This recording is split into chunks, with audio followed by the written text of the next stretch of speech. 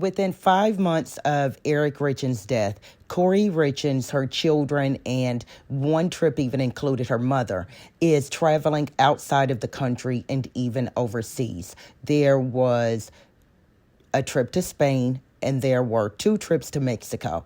And Kouri says that her boys tried out at a soccer camp in Salt Lake City, Utah, and they were invited to play soccer in Spain. And I'm reasonable. I would say that could be a once-in-a-lifetime opportunity for those children, that it would be fun, that it would be educational. And I can't say that I really am looking at Kouri suspiciously because she allowed the boys to go to Spain to play soccer.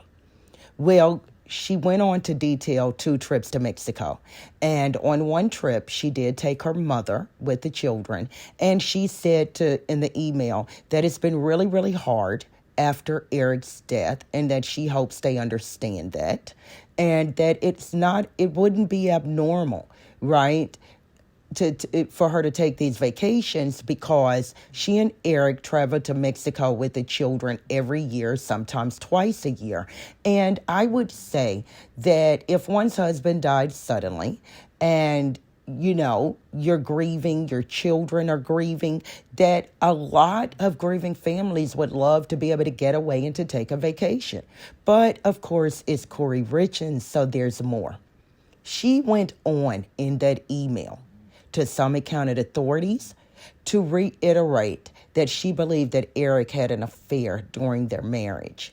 And the co-worker that Kouri Richins accuses her husband of having an affair with, she had actually called and confronted this co-worker. And the co-worker said she told Kouri then that she and Eric were not having an affair, that it's ridiculous, and that was the end of it. And that co-worker has since repeated that she and Eric did not ever have an affair. The family attorney, the Richins family attorney, however, says that Eric did suspect Kouri of having an affair throughout their marriage. So Kouri goes on in the email to also say that she and Eric had attended couples counseling, that they had gone to 4 different sessions, and that, quote, it just wasn't for us, unquote. And she said that Eric wanted a traditional wife, that he wanted a homemaker.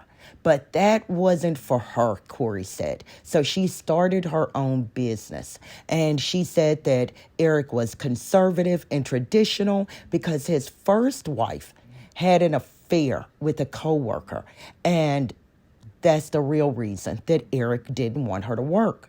Kouri went on to state in that email that she was not financially reliant on her husband, and charging documents state that as early as 2019 and no later than 2020, Eric discovered that Kouri had taken out the $250,000 home equity loan, and that by the time he confronted her in 2020, that Kouri had stolen over $500,000 from Eric, and that she promised Eric that she would pay that money back. So not financially reliant?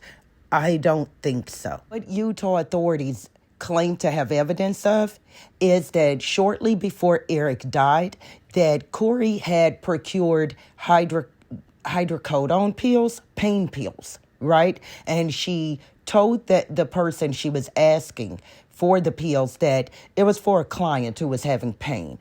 And then Kouri got back in touch with the drug dealer to say that she needed something stronger, Michael Jackson stuff. And that is when Kouri procured the first batch of fentanyl. And Kouri even called back or texted a 3rd time to ask for more fentanyl pills.